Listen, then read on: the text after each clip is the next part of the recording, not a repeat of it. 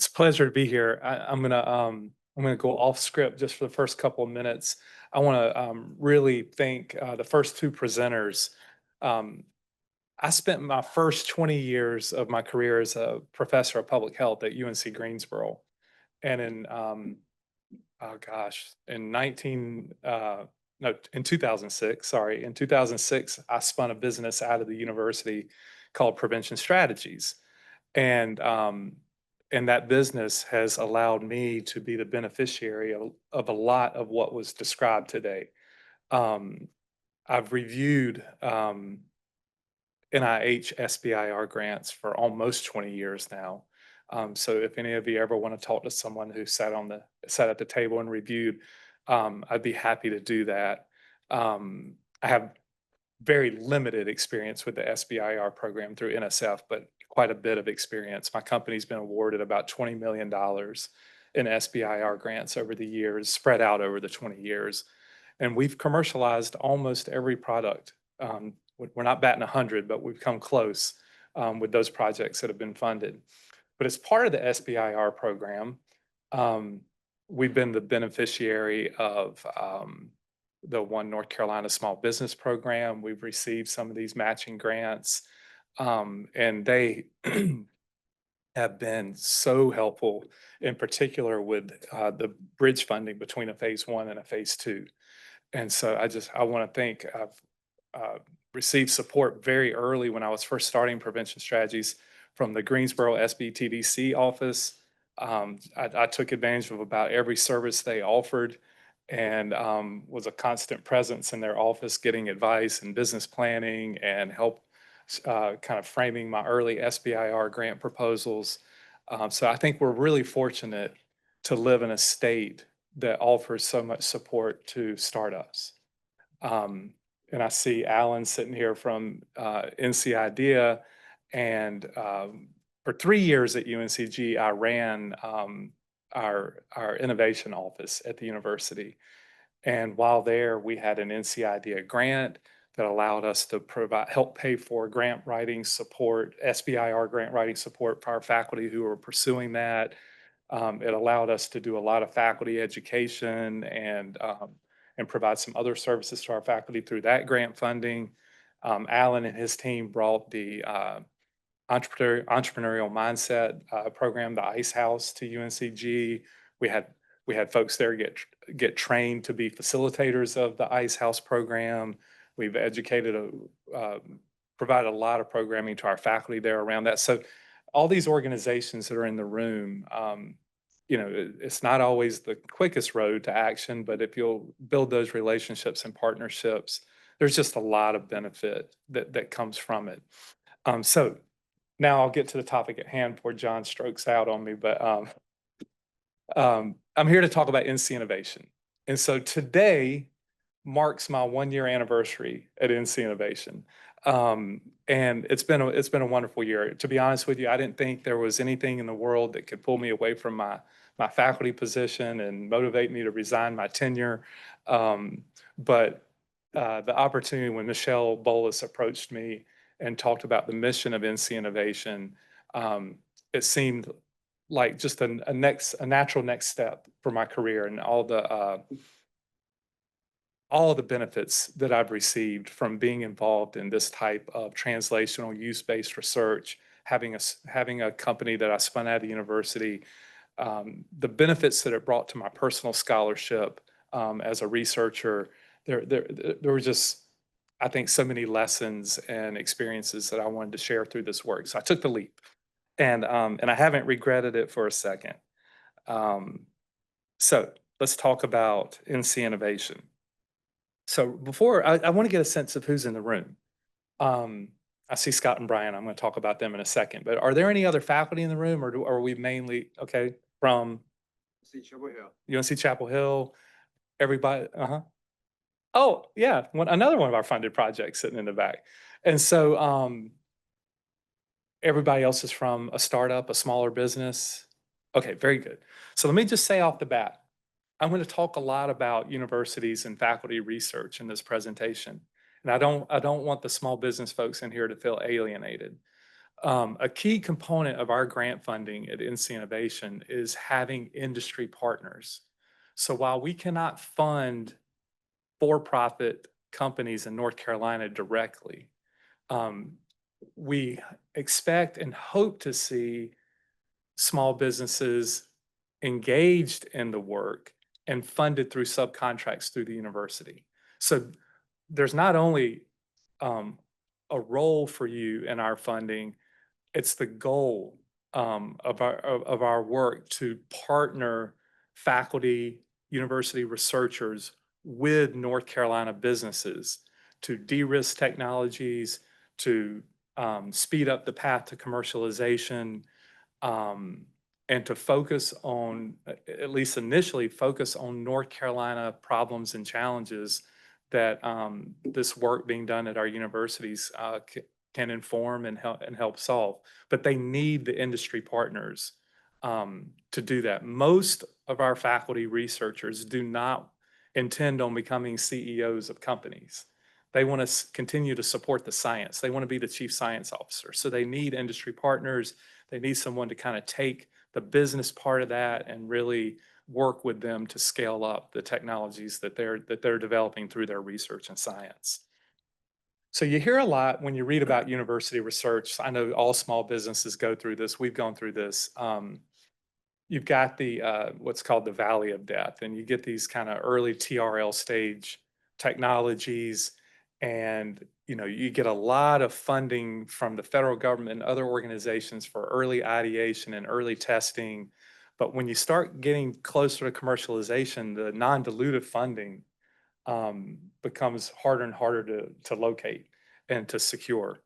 Um, and so we're bringing significant investments to this stage, and kind of our sweet spot. Even though we're always willing to think outside the box, our sweet spot is kind of moving that technology from around a 3 or a 4 up the scale to a 7 or 8. Um, we're having lots of internal conversations about how our funding can complement SBIR funding. I think a phase one can put you in a completing a phase one SBIR can put you in a wonderful position to compete for our grant program. Our grant program could set you up for a direct to phase two SBIR.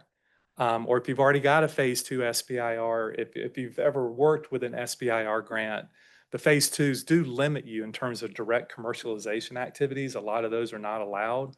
So you can come out of a phase two and you've done great work de-risking your technology. You come to us for a grant that's more heavy on commercialization focused work. And there might be some really late stage de-risking that needs to occur, but we can fund commercialization activities directly. It just has to function through the university. Another key component for all the small business folks in the room is that while we want you at the table, we want you to be a partner in this work, the intellectual property that's being developed at the very least has to be shared IP between the university and the small business. It cannot be wholly owned by the small business. But there's lots of nuance in terms of how that shared IP works. And we can help consult and guide you on that. And this slide just really makes a quick point that we're really focused on university, public, and private sectors and how government, small businesses, universities come together to really have societal impact in North Carolina. That's what we're focused on. How can we move this exciting, cutting edge research occurring across the UNC system, support small businesses, and solve problems that North Carolina faces that then have the potential to be scaled up beyond North Carolina. But our focus is really on societal and economic impact within the state of North Carolina. Just to give you a sense, so we are only working directly with the UNC system universities. Just like small businesses, the private universities in North Carolina who are engaged in research can be involved. It just has to be a subcontract through the UNC system university. We have 7 hubs across the state, and each of our hubs are housed by a senior regional director. They're an excellent resource to go to, but our hubs are located at Western Carolina University, Appalachian State University at their new Hickory campus, UNC Charlotte, North Carolina A&T University, UNC, Fayetteville State University, and East Carolina University. And and then we serve all of the other universities. We also have we have hub directors or senior regional directors at all those hub universities, and they are there to support the entire region. So you can kind of put our work in three pillars, and we've got our pipeline development. That's where we're really focusing on early ideation and very early TRL stage. We've got some funding available to support that really early stage work. Then we've got our primary grant program and all the wraparound services that go along with that as our core activity. And then the piece that we're working on is how can we best support the commercial transition? So we want to be partners with these universities. We don't want to just come in and be a funding agency. So when a team graduates from their faculty, from their research and their core grant with us, we can bring additional resources to the table as they're making that commercial transition. We've got, like I said, we've got some faculty researchers in the room from ECU and from Western Carolina. And if you want to talk to them and get a sense of how their work is going, both of you were pilot grant awardees, right? Weren't you? Yeah. So both of these projects are actually in year two. They're approaching their graduation or their completion date, and they're going to be entering the commercial transition phase. And so feel free to talk to them and see how their work has gone, and learn about the technologies they're focused on and who their industry partners are. Okay, so real quick about our grant program. We have a statewide RFP. We run it twice a year. I'll show you a map in a second, but right now we have 25 funded projects across the state. And the way the process works is, so we're actually reviewing our most recent set of full applications now, but we do require a brief pre-application. That pre-application undergoes primarily initially an internal review by our staff against set criteria.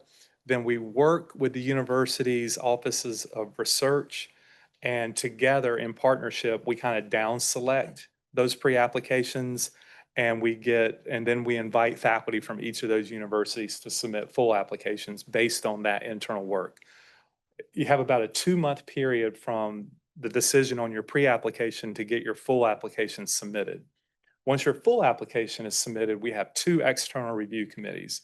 We have a set of external reviewers that we match to the grants based on the science and the technology, so that they can do a review of the rigor of the science and the de-risking processes that are taking place. And then we have another set of external reviewers who focus on the commercialization plan and what does that pathway look like and what is that potential. We take those 2 sets of reviews, we bring our recommendations to our board of directors, and they ultimately approve, here are the projects that we're going to be funded based on the results of those reviews. Those pre-applications that do not move forward to full application, we want you to hang in there. So we offer some additional educational services through First Flight Ventures and through an entrepreneurial training program through Appalachian State University. You can work with our staff. You get feedback on your pre-application. In our first open RFP, so our first 7 grants were funded through a pilot program. It wasn't an RFP. We ran our first open RFP and we funded 17 projects. Of those 17 that were funded, I'm sorry. Well, no, I take that back. So yes, 7 of the 17 that were funded were pilot projects that weren't funded. They were resubmissions. And our expectation in this round is probably that we'll fund, 40 to 50% of the new grants that are funded will be resubmissions. So we really encourage you to hang in there with us. And if it takes 1 or 2 rounds to get it funded, we want to see that growth and development in the grant. So I'm going to just talk a little bit about once a project is funded, And here's the map. I'll leave that up for a second so you can kind of get a sense of the types of technologies and stuff that were funded while I chat. But I mentioned that we want to be partners. And so giving these projects the support that they need to really move forward is of utmost importance to us. And we do that in a variety of ways. So every single project that NC Innovation funds to our core grant program is matched with a project entrepreneur or executive entrepreneur in residence, however you want to refer to it, but a business expert in that sector. NC Idea is actually our partner. We leverage their network, and they help us identify and interview and make sure that each project is matched with a project EIR that they're comfortable with. We also employ regional EIRs that provide broad support across funded projects and pipeline projects, to make sure that we've got a consistent flow of really high quality projects coming in the door. We partner with Riot. If some of you are familiar with the Riot Accelerator Program, they have a 2-year accelerator project process that our all of our funded projects go through, and that really helps set them up nicely for the commercial transition phase. And then obviously our entire staff is available to work with these projects, and all of our local directors, senior regional directors, and hub directors really serve as really high functioning program officers for all the funded projects. They want to be there and be the partner and support in any way that they can. And a lot of that is helping facilitate the industry and small business relationships. Um, and then this is just a picture of our regional EIRs and where they work. Um, and so actually Chris left us. I need to replace that picture, but we just hired a replacement for Chris in the East. Paula's in Charlotte, Frank's in the Piedmont. The Piedmont covers the Triad and the Triangle. It's a really big region. And then Kim is out west, kind of serving the App State, UNC Asheville, and Western Carolina corridor. Um, but I appreciate your time, and I'm glad you all made the effort to be here and hear about all these great resources that are available to you. Thank you to SBTDC for putting this together. These convenings, they mean a lot to me because they helped me so much in my journey. And so I thank you for your time.